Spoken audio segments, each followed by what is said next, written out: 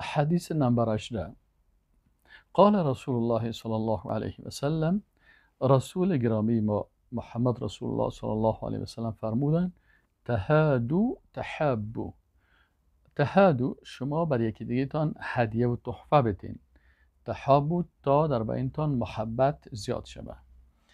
این حدیث است که در امام بخاری رحمت الله علیه در ادب مفرد روایت کردن و حسنه الالبانی و امام البانی رحمت الله علیه گفتن که حدیث حسن است.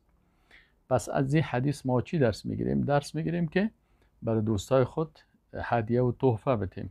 یعنی وقتی پیش یک دوست ما میریم میشه برشان یگان تحفه یا یک هدیه تقدیم بکنیم و این سبب چی میشه؟